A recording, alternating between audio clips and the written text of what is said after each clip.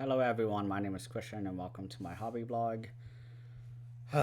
I guess we should just get this fucking done because I just finished listening to some of the audio commentary for this film, Death Wish 2, which is the first movie of the April Vinegar Syndrome package. And I had said earlier that during my unboxing that I already hate this movie, but I was gonna go in, watch the special features, just try to understand it, give a non-biased view. Was gonna listen to the audio commentary, and oh my god, wow, do I hate this movie a whole lot more now. The director is a creep. I don't like him, and my god, where to even begin? I'll talk about the audio commentary first, get the bad stuff out of the way, and then talk about the other special features. The movie itself, I don't like it. I've already read the synopsis. The movie is just like any other Death Wish. You know what you're getting into if you've seen the first one. This is not based off the second book, though, that the author wrote of the original Death Wish book that the movie is based off of. They actually did not like the script at all because it kind of had him being more, uh, I guess, trying to. I don't know. The commentary describes it a little bit, and I was just really angry by this point of the audio commentary track, and I was writing notes down, so I honestly missed it. And I'm not going to re listen to get the original script, but basically, the director, the producers, and Charles Bronson had the power to just say no. And so they got someone else's script and repurposed it and made this film. So, yeah, I've already shown the box and all that, so I don't need to show that.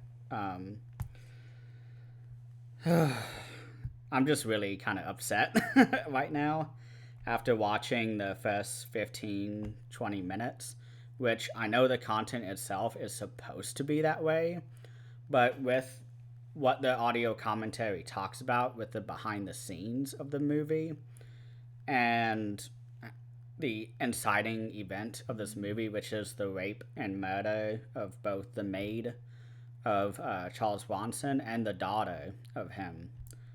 And what was happening in the behind the scenes, because this is the uncut version of the film, so they don't cut away from anything. The rape scene is like 2 minutes longer and is completely just disgusting. But I'll just kind of go through my notes here because I don't really feel like just riffing right now because it will just be very, very negative. Which this is going to be negative anyways because fuck this director. I don't like him. So the director of this film is Michael Renner. He did the original one, and he did not want to do it at all. And so what happened is that the original script was written. It had a lot more to do with basically Charles Bronson. I was going to talk about this later, but I need to talk about it now. Originally, the script was going to have Charles Bronson living in the mountains of California, and he was going to basically just be a lumberjack, very much like the end of Dexter, just living in peace in the woods by himself. And he's chopping wood, which only that very quick clip of him chopping wood is the only remainder from that script, is what the screenwriter said. And originally he was going to hear a shooting out in the woods, and he was going to investigate it, and he was going to end up finding that there were a bunch of like doomsday preppers, and that they thought that he was like-minded, and so they recruit him and pair him up with body armor, a full arsenal, everything, and tell him to go into the city and start ridding the city of crime. I don't know how much better of a movie that would be, personally, but it's a lot more of a unique premise, in my opinion. It would have been at least interesting to watch instead of just redoing the original movie, but more rough, more disgusting, more sleazy, all of that. You know, people like the sleaze, whatever, but when the directors, the producers, and are being sleazy also and exploiting the actresses in these films, that's when I draw a line. That's why I fucking hate this movie and why it makes me so angry. But the maid character originally did not exist in this script. The writer of the film would send new edits to Michael Renner and Charles Bronson, and they would say yay or nay on some scenes, or they would say yay for some, nay for the others. And the maid character just did not exist ever. No one ever talked about having a maid character, anything. And then for the final script, or the final draft, it was up to Michael Renner to just throw in whatever he wanted, basically. And this is when the character of the maid is brought in. This is your classic case of fridging. I mean, this entire series has that trope where female characters are only there to exist in order to provide the male characters, motivation for the plot arc. It's very famous in many different mediums. It was first brought up in comic books with a Green Lantern one. I think the wife of Green Lantern was literally stuffed into a fridge, and a critic was like, okay, like, this is a thing that has happened way too much in media. And so that's when the term fridging came about, around the 90s, I believe, maybe the 2000s. But she was created like right before shooting began. They cast her late 20s, but the script said she was in her 40s.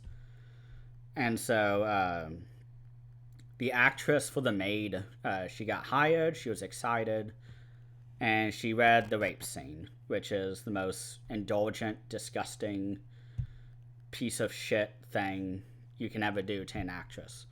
It's not really that bad at all on the R-rated version. It's very quick, out of the way, done. Doesn't look that bad. But the actual filming of it, of the uncut one of this version, is awful, and she tried to convince Michael Renner to take it out because she didn't want to do it. It was going to demand a lot of work, a lot of emotional turmoil, all of that. And he said no. He said, no, we're going to have it. You're just an actress. I'm the director. I'll do what I want.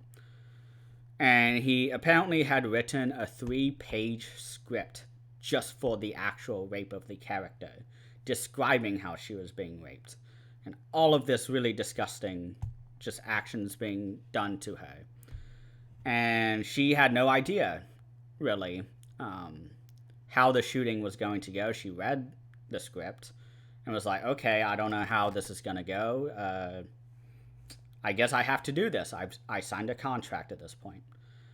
And the audio commentary discusses how every time they would start shooting, and she was crying or screaming on camera, that was actually her screaming and crying on camera.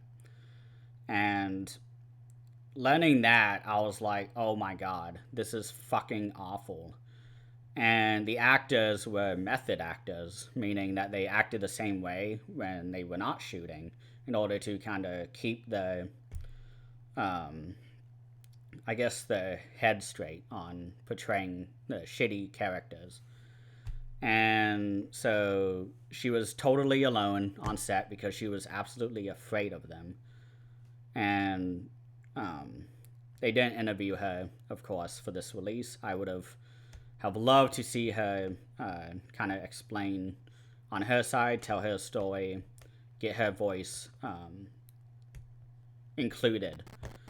But that didn't happen. And they shot this scene for 6 fucking days. Nothing like this should take 6 days to do it.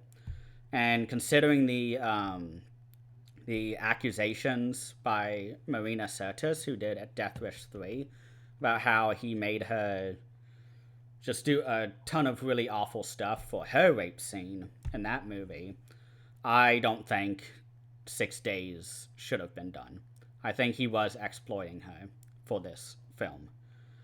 And they said the audio commentary guy, who is Paul Talbot, who is a Bronson biographer, who I've seen his name elsewhere. I think he does a lot of the commentaries for Bronson films, but he talked about how disgusted everybody on the set was with this scene. Said that actors were throwing up, said that a couple of them went to therapy. I would not doubt for a second that this actress went to therapy after this, because, oh my god.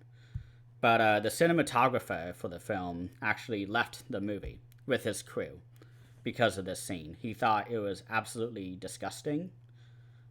He is absolutely right. I'm actually very affected by the scene. But originally, and this is kind of the last kind of point I have because I don't want to talk about this anymore. But originally, the daughter wasn't going to be raped. She is a character who is mute throughout the film. She was originally raped in the first movie, played by a different actress, and beat up and everything like that. That's how the Death Wish movies are. And in this movie, she's in a mental hospital, and she gets the opportunity to go home to Charles Bronson, Paul Kersey. And immediately, she is abducted by these people after the disgusting rape of the maid, where she is not given any decency, makes her do oral sex, all sorts of things. And originally, this character of the daughter wasn't going to be raped, but they showed up on set, and Michael Renner, that fucko, he said that, no, we're going to change the script. She's going to get raped now. And that was a minute or two long scene, too. And it was just, that's an upsetting scene, of course. She ends up killing herself. She jumps off the building and impales herself. And the audio commentary said, after the point of the daughter's suicide, the uncut and the R-rated cut are exactly the same. So that's when I turned it off. Because I said, I hate this movie. I've always hated it. But learning all about the behind the scenes just made me hate it more. So if you were looking for a positive review, I don't know what you were expecting from me. Because I made it clear I hate this movie. But to go on to the special features, because there is some pretty kind of fun stories. The first one we had was an interview with the screenwriter, and this was my favorite one, of course, because he kind of talks about the original version, which I've talked about already, to what the new one was. And he was really upfront that he did not want to do the movie because he was called up by somebody, maybe the producer, I don't know. He was called up and the guy was like, hey, I got an idea. We're going to make a sequel to a great 70s gangster epic. And he was like, oh, we're doing Godfather 3? And he was like, no, even better, we're doing Death Wish 2. And he was like, no, I don't want to do that. And he was like, and the guy who called him was like, oh, you need to stop joking. Oh, this would be a great opportunity. And he was like, I'm not joking, and hung up on the guy. And so I really like that because I was kind of like, you should never have done this movie. And it's really sad that his script was absolutely butchered by Michael. One thing that was interesting, which I knew was a phenomenon in the 80s, is that they had a poster that they were going to sell. This very much reminds me of a Roger Corman type of approach. This is Canon Films, though. Roger Corman was not involved in that, I believe. I think he was, maybe. I'm not really clear. I apologize. But Roger Corman always had artists draft up cool posters. And he would start shopping around, being like, hey, we're going to make this movie called Death Wish 2. Here's Charles Bronson on the cover with him, with a gun. Do you want to invest in this movie? And that's how they would get money to make the movie. It's pretty fun. But basically, the script that he had originally written not for this movie, it was actually written for a different movie that he had done. And all he did was repurpose it and try to give it more of that death wish tropes of the, someone that the main character cares about is raped, murdered, maybe raped again, who knows, in these shitty movies. All of that. And he did it, he submitted it, and Charles Bronson was like, yeah, pretty good, yeah, we'll do that. And then Michael Winner was like, let's draft it around, let's edit it a bit, get it really tight, all that stuff. And he added 2 gratuitous rape scenes because he's a creep. And I already mentioned, this was kind of the last point I had, but I've already mentioned it, the original idea for the script. So that was my favorite interview, personally. I really enjoyed it.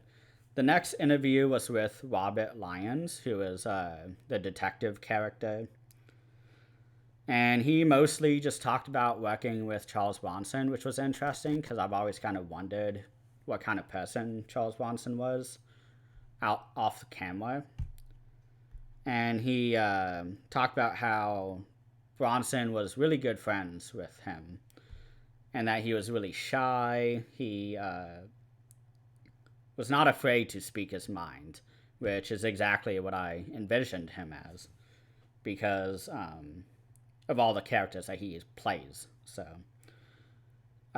he said that multiple times on set, Charles Bronson would speak up about really dumb decisions. He would just walk in and be like, why are we doing this? And people would explain it. He'd be like, no, we're not doing that. And I wish he had done that for the rape scenes, but I guess they kept him off set that day. And the last point is that Charles Bronson hated being treated as a celebrity on set, which is interesting because that is one thing a lot of people don't realize is that actors are just other people. And so to see Charles Bronson was the same way was just interesting. I have no thoughts. The next interview was with Robin Sherwood, who played the daughter of Charles Bronson. She said she was too young to see the original one and that she had actually never seen it, didn't really know what it was. And so when she had done the movie, she says that it was very, very hard to do, which, no duh. I mean, I completely understand why she says that. And she says that she loved doing the part because she didn't have to talk. So she was able to use her eyes, she was able to emote, and just really focus on her physical acting, which is an interesting point that she made. And she said that Michael Renner was great and that he was very kind, said that he'd gone over to her house a few times and I guess noticed that she had a, big love for kittens and cats because she's a cat lady, as she says. And so in the beginning scene when they are walking through the, I guess the Mexican festival is what it is because they have a mariachi band playing and the audio commentary track says that they had hired actually the mariachi band to play and kind of threw together a festival anyways, like in the neighborhood, to make the scene. So to make it as natural and realistic as possible. But there's a small part of that scene where she picks up like a glass kitten. And she says she did not expect that at all. It just said, picks up, a jar or a cup, just a, something. And she says she showed up to the set and saw that and was just fell in love and thanked him and, all this stuff. So she talked about working with Charles Bronson at least in the beginning, because she's killed right away, fridged.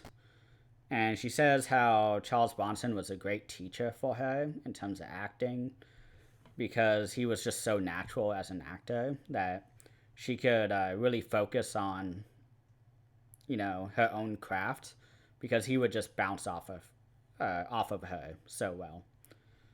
But she said that he was really funny, and one thing I never knew about Charles Bronson is that he lived in like a van with his entire family. And so when they weren't shooting a movie, they would just go travel. Like, that sounds like the sickest life ever. That is a life that I would love to live, personally. That sounds absolutely amazing, and I'm very happy that, he was able to do that, because not many people can do that. But that was really interesting that she said that, because, like, that was just something I never knew about Charles Bronson. I'm not much of a Charles Bronson watcher. I love his character in Once Upon a Time in the West. I think that's his best role. But moving on to the final special feature, there weren't too many. It's not like Beastmaster or Six String Samurai or Champagne and Bullets that has like 3 different cuts of the movie and interviews and like all this stuff. The final interview was with Todd Roberts, who is the son of the producer for this film, which was interesting. And really all he talked about was how everyone was really nervous when this movie came out because of the subject matter and how violent it was, how rapey it was, everything. And he, championed the actresses about, being so brave about doing the rape scenes and this, that, and the other. And I'm just like, I wish you would have listened to them when, they said they were literally crying and screaming on camera for real, like when they were being raped on camera. But he discussed how when this movie was in theaters that fights would break out all the time during these movies, because it would be a full theater of various different peoples and ethnicities, and how all the white people would cheer at all the violent shooting scenes, and all the minority people in the theater would look around and be like, are they cheering because a black guy was shot or a Latino guy was shot? Like, what are they laughing at or, cheering at? And so they would say something and fistfights would break out. And he talked about how a lot of people felt like they were being abandoned in New York City, because although this movie was shot and looks exactly like LA, they were trying to pass it off as New York City. There's like maybe one alley that kind of looks like, what you would see in, a Frank Henenlotter film or, any other New York City area. But he talks about how the police was about 92% corrupt at this time, which I don't know where he got that number from. I don't know what the real number is, but that's what he said. So he said that just really added to the feelings of abandonment. So that's why they were cheering. So take from that what you will. I'm not going to comment on it. But, okay, that is all I have for today. I'm happy to be done with this shit. I can't wait to move on to much better films. I'm not sorry for being this negative. This is how I feel. I hate this movie. I hate this director. Charles Bronson, I think, should have spoken up more as an actor. I think he had an obligation to say something to protect these actresses. But it's done. This movie's out there. Vinegar Syndrome, for some reason, released this over the third one. The third one's no better in terms of the bullshit behind the scenes stuff, but at least I would have gotten a rocket launcher death. That would have been awesome, of the main villain. But oh well. Thank you all so much for watching. See you guys next time.